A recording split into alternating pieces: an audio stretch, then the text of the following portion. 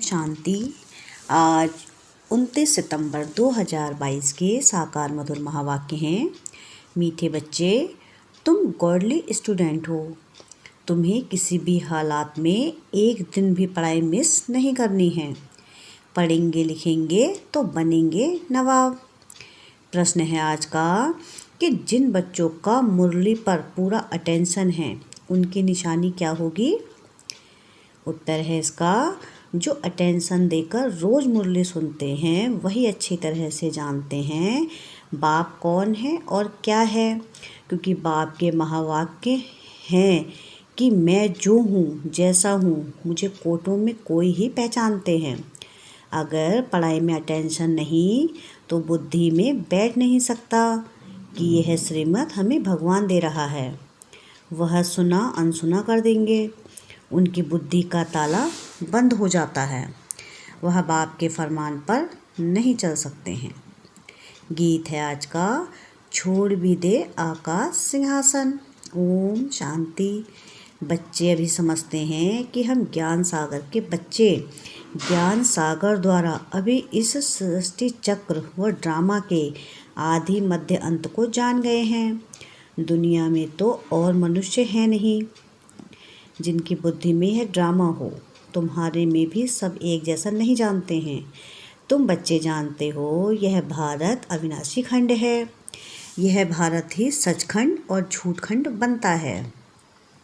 सचखंड को स्वर्ग, झूठखंड को नरक कहा जाता है।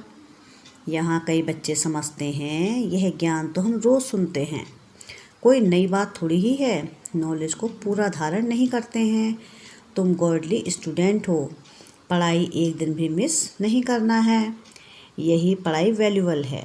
भल कोई बीमार भी हो वह यहाँ आकर बैठे तो महावाक्य तो सुनेंगे ना। सुनते सुनते प्राण शरीर से निकल जाए तो कितनी ना सफ़ा मिल जाए। यह है बड़ी हॉस्पिटल। रात दिन पढ़ाई का बहुत शौक़ होना चाहिए। माता पिता को भी रात दिन शौक़ है ना। भगवान तुम्हें पढ़ाते हैं। भगवान आज, हे बच्चे, तुम अच्छी रीति समझते हो ना। तुम तो कहेंगे यह लड़ाई 5000 वर्ष पहले भी लगी थी, आगे तुम नहीं जानते थे। अभी जब आपने समझाया है तब समझते हो। तो स्टूडेंट का काम है जो नॉलेज मिलती है उसको धारण करना। यहाँ मुख्य बात है ही पवित्रता की। आत्मा जो आयरन एज में आकर काली बन गई है, खाद पड़ गई है, उसको निकालना है। तुम आत्माओं को अंदर में ख्याल आना चाहिए शिव बाबा हमारे साथ बात कर रहे हैं, तो आत्माभिमानी बनना पड़े।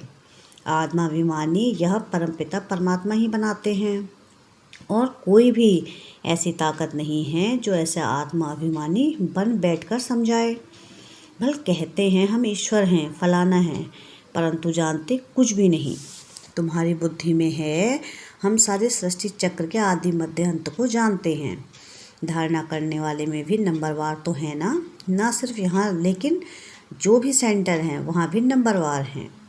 स्टूडेंट कभी एक समान नहीं होते।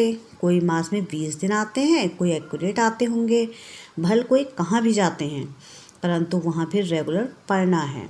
अगर मुरली नहीं पढ़ते हैं तो अब्सेंट डाली जाती है।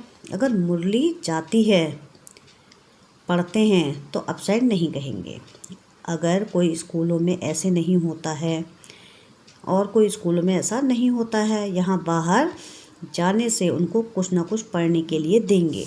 अगर कोई हॉस्पिटल में है वहाँ भी जाएं तुम उनको मुरली सुना सकते हो। यह मोस्ट वैल्यूबल नॉलेज है। यह तो जानते हो जितने अभी पास होंगे उतने कल्पांतर पास होंगे। यह बड़ी भारी पढ़ाई है, इसमें बड़ा टेंशन चाहिए। ऐसे बहुत बच्चे हैं जिनको माया एकदम नाक से पकड़ लेती है, फिर भी याद नहीं रहता कि मैं गॉड फादरली स्टूडेंट हूँ। गाया भी जाता है, गज को ग्रह ने खाया। यहाँ की बात है, कुसंग मिलने से खाना आबाद होने के बदले बर्बाद हो जाता है। बहुत थोड़े हैं जो अटेंशन से पढ़ते हैं। बाप कहते हैं मैं जो हूँ जैसा हूँ, विरले कोई मुझे समझ सकते हैं। अनपढ़ बच्चों को कोई बात कहो तो एक कान से सुन दूसरे से निकाल देते हैं। भगवान के हमको डायरेक्शन मिलते हैं, वह बुद्धि में नहीं रहता है। पूरा योग न होने के कारण माया बुद्धि का ताला लगा देती है। यह दंड पड़ जाता है क्योंकि फरमान पर नहीं चलते हैं। बाबा कहते हैं, मैं इतनी दूर से आया हूँ तुमको पढ़ाने, तुम श्रीमत को मानते नहीं हो, फिर तुम्हारी क्या गति होगी। भगवान खुद बैठ पढ़ाते हैं, आज्ञा करते हैं, ऐसे नहीं कि प्रेरणा करते हैं। इसमें प्रेरणा की बात नहीं, यह तो ड्रामा बना बनाया है, अनादि है। यह तो पतित मनुष्य भी कह देते हैं कि परमात्मा की प्रेरणा से यह काम होता है, परंतु ऐसे तो है नहीं। ड्रामा का राज कोई भी साधु संत नहीं जानते हैं। बाबा ने आगे भी कहा था, एक विराट रूप का बड़ा चित्र बनाओ विष्णु का। वो लोग तो रॉन्ग बना देते हैं। देवता, क्षत्रिय, वैश्य, शूद्र भी दिखाते हैं। डिटेल में नॉलेज कुछ भी नहीं जानते, सिर्फ ऐसे ही कह देते हैं, अर्थ कुछ भी नहीं समझते। विराट रूप नामी ग्रामी है, वह भी बड़ा बनाना चाहिए। बल हमारे इस चित्र में भी है, ब्रह्मा, देवता, क्षत्रिय, वैश्य, शूद्र, यानी ब्राह्मण, देवता, क्षत्रिय, वैश्य और शूद्र। परंतु बाप कहते हैं कि विष्णु का चित्र बनाना चाहिए, ऊपर में चोटी भी देनी चाहिए, शिव बाबा भी ऊपर में देना चाहिए। स्टार मुआफिक है, फिर ब्राह्मणों की चोटी। अंग्रेजी में भी लिखो, यह वीके के ब्राह्मण वर्ण हैं, एक जन। यह है मोस्ट वैल्यूबल जन, लीप जन, लीप युग है। यह है ऊंच से ऊंच युग, इसको कोई जानते नहीं है, कोई भी शास्त्रों में यह नहीं है। पतित पावन बाप को बुलाते हैं, तो इसका मतलब कलयुग का अंत है ना। संगम युग का तो किसको पता नहीं है। बाप कहते हैं, यह भी समझाओ, ब्राह्मण जन्म, एक जन्म, फिर देवता, इतने जन्म और इतना समय। तुम क्रिश्चियन का भी दिखाते हो, 2000 वर्ष होंगे, फिर सबका पाठ पूरा होता है, तो यह क्लियर लिखना चाहिए। ब्राह्मण वर्ण, देवता वर्ण, फिर क्षत्रिय वर्ण, रामराज। अभी तो है सब शूद्र वर्ण। विराट रूप दिखाना है। सारा खेल भी भारत पर बना हुआ है। भारत पावन, भारत पतित, बाकी सब बाई प्लाट हैं, उनका वर्णों के साथ कोई कनेक्शन है नहीं। भारत की महिमा बाप ने समझाई है। यह है अविनाशी खंड, यह है विनाशी, यह विनाश नहीं होता। यह भी तुम जानते हो, बरोबर सतयुग में और कोई खंड नहीं होता। यह सब बाद में आए हैं, फिर सब खल्लास हो जाएंगे। अविनाशी खंड भारत ही रहेगा और सब खत्म हो जाएंगे, नाम निशान ही गुम हो जाता है। यह नॉलेज अभी ही तुम बच्चों की बुद्धि में है और कोई भी नहीं जानते हैं। भारत पवित्र से पवित्र खंड था। भारत को कहा जाता है धर्म क्षेत्र। दान पुण्य जितना यहाँ होता है और कहीं नहीं होता। यहाँ फिर से तुमको सारे विश्व के मालिक पने का वर्षा देते हैं।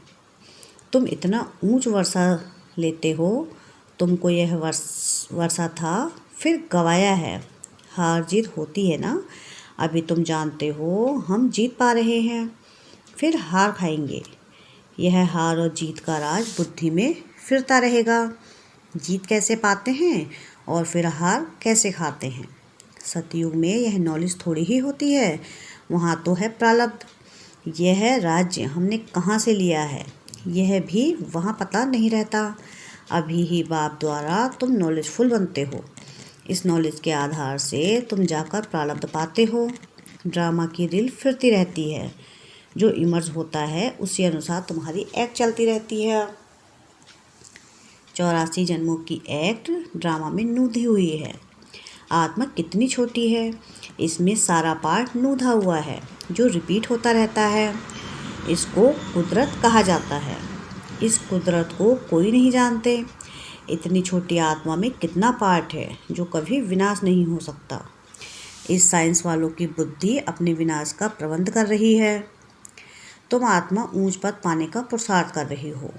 वह समझते हैं हम अभी स्टार मून के नज़दीक आए हैं, प्लाट लेंगे, वह बड़ा महत्व देते हैं। हम तो कहते हैं कि यह तो सब अपनी मौत के लिए करते हैं। तुम बच्चे जानते हो यह सब तैयारी हो रही है स्वर्ग के गेट खोलने के लिए। यह लड़ाई बिगड़ स्वर्ग के गेट कैसे खुलेंगे? पतित दुनिया का विनाश तो चाहिए ना। इन बातों को विद्वान पंडित आदि थोड़े ही जानते हैं। यह तुम जानते हो, ड्रामानुसार नूद है। तो तुम बच्चों को यह पढ़ाई पढ़नी है। कोई तो सुनते सुनते पढ़ते पढ़ते खत्म हो जाते हैं, कोई तो बैठे हुए भी जैसे कि सुनते नहीं। धारणा जब खुद में हो तब तो औरों को समझा सकेंगे। धारणा ही नहीं, सर्विस ही नहीं करते तो पद क्या मिलेगा? हाँ, स्वर्ग में जाएंगे, राजाई में आएंगे, परंतु सब तो राजा नहीं बनेंगे ना। पढ़ेंगे लिखेंगे होंगे नवाब। जो नहीं पढ़ेंगे पढ़ाएंगे तो भरी ढूंढनी पड़ेगी। यह तो होना ही है, जाकर चाकरी करेंगे। राजाई में आएंगे परंतु चाकरी करेंगे ना। प्रजा तो ढेर बनती जाती है, लाखों के अंदाज में बनती है। उनके भी तो नौकर चाकर होंगे ना। प्रदर्शनी में तो बहुत सुनेंगे, कुछ ना कुछ बुद्धि में बैठेगा। आएंगे भी वही जो स्वर्ग में रहने वाले होंगे। संन्यास धर्म वाले थोड़े ही आएंगे। जो थोड़ा बहुत सुनेंगे वह तो प्रजा में आ ही जाएंगे। योग तो लगाते नहीं, विकर्म विनाश तो हो ना सके तो पद कहाँ से मिलेगा? तो बच्चों को सारा राज समझाया जाता है। यह राजधानी स्थापन हो रही है, स्थापना जरूर संगम पर ही होगी ना। बाप कहते हैं मैं आता ही हूँ कल्प के संगम युग पर। उन्होंने फिर युगे युगे लिख दिया है। तो भी 4 युग अथवा 5 युग कहो, फिर भी इतने अवतार क्यों दिखाए हैं? परशुराम अवतार, कच्छ मच्छ अवतार परशुराम अवतार के लिए, फिर दिखाते हैं कि कुल्हाड़ी उठाए सब क्षत्रियों को मारा। बाप कहते हैं यह कैसे हो सकता है? क्या भगवान ने इतनी हिंसा कुल्हाड़ी से किया? मनुष्य तो जो सुनते हैं सब सत सत करते रहते हैं, असत्य बात को भी सत्य मान लेते हैं। बाप कहते हैं कि यह सभी असत्य बातें हैं, सत्य कोई भी है नहीं। किसको कहो तो बिगड़ पड़ते हैं। बाप कहते हैं कि युक्ति से काम लो। चूहा ऐसी युक्ति से काटता है जो सारा मांस खा जाता है, मालूम ही नहीं पड़ता है। तुम बच्चों को बड़ी युक्ति से चलना चाहिए। बाप तो बहुत अच्छी रीति समझाते हैं, परंतु कोई धारणा भी तो करे। मुख्य बात है ही ये। बाप कहते हैं मामी कम याद करो तो तुम्हारे सारे विकर्मों का बोझ खत्म हो जाए, सिवाय योग अग्नि के खाद निकल ना सके, नहीं तो कड़ी सजा खानी पड़ेगी। तुम्हें तो पास विद ऑनर बनना है। प्रजा तो बहुत बनती है नंबरवार। बाकी राजाई के लिए मेहनत चाहिए, श्रीमत पर चलना चाहिए। बहुत चलते चलते पढ़ाई छोड़ देते हैं।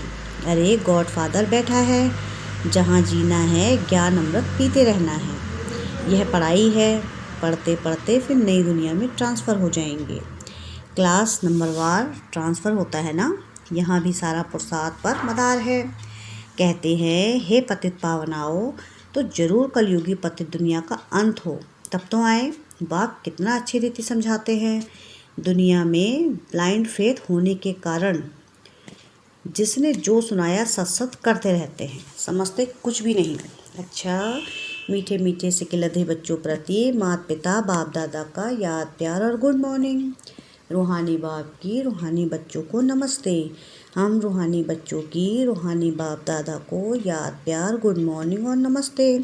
शुक्रिया प्यारे बाबा, शुक्रिया। धारणा के लिए मुख्य सार है, पहली पॉइंट है कि बाप की आज्ञाओं का उल्लंघन नहीं करना है, कुसंग से बचना है, रोज़ मुरली जरूर पढ़नी व सुननी है। सेकंड पॉइंट है विकर्मों का बोझा समाप्त करने के लिए याद में रहना है। जब तक जीना है ज्ञान अमृत पीते रहना है।